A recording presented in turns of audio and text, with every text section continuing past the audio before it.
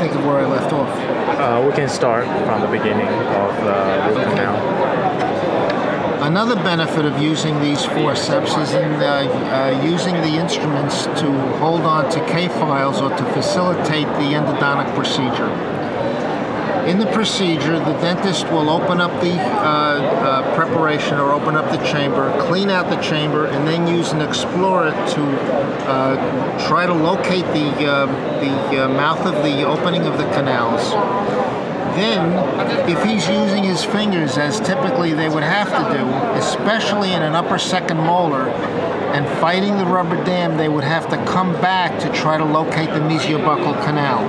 This puts a tremendous amount of fatigue on the joint, and over a period of 10 or 15 years, this could result in arthritis. It also reduces the tactile sensitivity because of the fatigue generated over here. It diminishes the tactile sensitivity in the fingertips, so it makes location of the canal even more difficult. With this instrument, you can position the file to be placed between in the concave prongs, so that the prongs completely circumnavigate the file.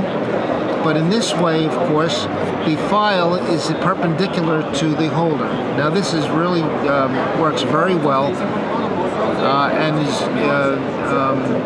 is good for most situations. However, again, in the an upper second molar or any upper molar in a mesiobuccal canal, you still have to get the angle, so you can use these sharp prongs and use them to penetrate the parachute holes like this, and in this way you have 270 degrees of positioning.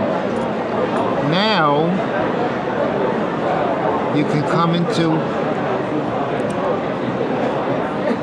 a mesiobuccal canal of an upper second molar.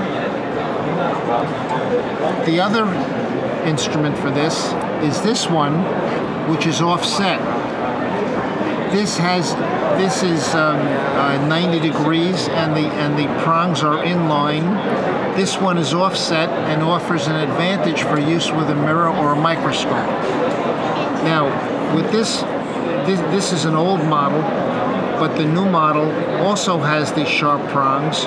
So with both of them, and the sharp prongs going here, you have 270 degrees rotation in this axis. And with this one, you have 270 degrees in this axis. So with the two instruments, you have 270 degrees positioning in the X, Y, and Z axis, which makes the approach to any canal in the mouth very easy with the two instruments. Another interesting innovation is the periotome. Now, in the old method of removing a tooth, they would use a forceps to luxate the tooth back and forth to do two things. Number one, it would spread the bone apart to facilitate the extraction of divergent roots, but it's also being used to fracture the periodontal ligament. The more modern way of doing it is with periotomes, by using the periotome to fracture the ligament in preparation for the extraction, so that it eliminates some of the force necessary to use on the heavier instruments. Up until we came up with our present idea, the normal use of the periotome, or the theory of the periotome, is that when you put the periotome into the periodontal ligament space, just by the application of the periotome into the periodontal ligament space is supposed to cause enough expansion so that the ligament fractures. This is not what happens. What happens is that the ligament is so flexible that it just fits around the instrument, and then the ligament has to be fractured by advancing the periotome horizontally along the elliptical socket to fracture the ligament horizontally. but in reality it was supposed to be used to be able to fracture the ligament vertically. What happens is, since the socket is elliptical and makes very gentle curves, sometimes the dentist cannot adjust his movement of the thin periotome into the elliptical socket, and these tips break.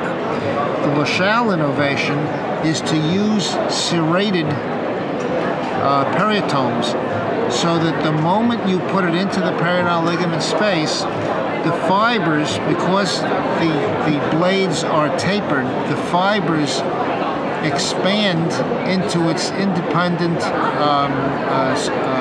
strands, and the strands fall into the serrations.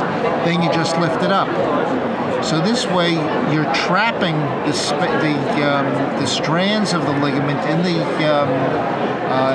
the serrations, and you're actually sawing the ligament rather than depending upon the pressure. So in a normal way, you can put it in and put a little bit of forward pressure, and you can actually see the amount of pressure that's, you can actually hear. Is there sound on this? Oh, of course, this is very silly question. You can actually hear.